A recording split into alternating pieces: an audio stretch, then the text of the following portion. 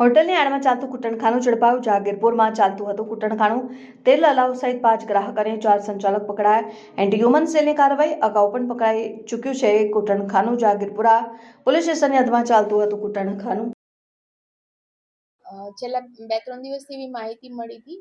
જહાંગીરબાદ વિસ્તારમાં જે canal road છે ત્યાં વાસુપુર જે ઇન્ફ્રાસ્ટ્રક્ચર બિલ્ડિંગમાં ચોથા માળે પાર્ક પેવેલિયન હોટલ આવેલ છે, જેમાં ગેરકાયદેસર કૂટખાનું વેપાર ચાલતો હોય તેવી માહિતી મળતા સુરત એએચટીની ટીમે ત્યાં રેડ કરી ગઈકાલે અને રાત દરમિયાન, અને ત્યાં અમે 13 યુવતીઓને ત્યાંથી રેસ્ક્યુ કરાયેલી છે. જે તમામ 13 યુવતીઓ થાઈલેન્ડની યુવતીઓ છે અને એ હોટલના સંચાલક અને અન્ય આરોપી થઈને હોટલના સંચાલક તરીકે ને આ કામગીરી કરાવનાર તરીકે 4 વ્યક્તિઓને અમે એરેસ્ટ કરેલા છે, તેમજ 5 ગ્રાહકોને અમે એરેસ્ટ કરેલા છે અને 4 આરોપીઓને અમે વોન્ટેડ જાહેર કરેલા છે.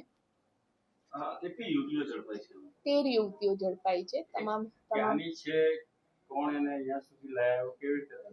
તમામ યુવતીઓ થાઈલેન્ડની છે. તેઓના પાસપોર્ટની નકલો ચેક કરતા જે પ્રાથમિક તપાસમાં તેઓ વિઝિટર વિઝા પર આવેલા છે અને અહીંયા તેઓ કોઈ પણ રીતે એમને ખ્યાલ હોય કે આ રીતના કામ કરાવે છે તે હિસાબે તેઓ અહીંયા આવેલા હતા અને તેઓની પાસેથી કામ કરાવીને દલાલ તરીકે ઘણા પૈસા લેતા હતા અને એમને ખૂબ ઓછા પૈસા આપવામાં આવતા હતા. આ રીતે તેઓનું શોષણ કરવામાં આવતું હતું.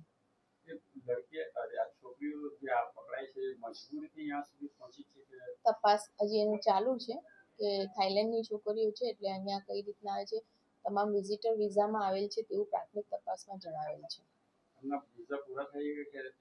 એ તપાસમાં આવે ત્યારે, કારણ કે હજી એમના પાસપોર્ટ હજી કબજે લેવામાં આવેલ નતા. તેઓની મોબાઈલમાંથી અમે પાસપોર્ટની નકલો લીધેલ છે.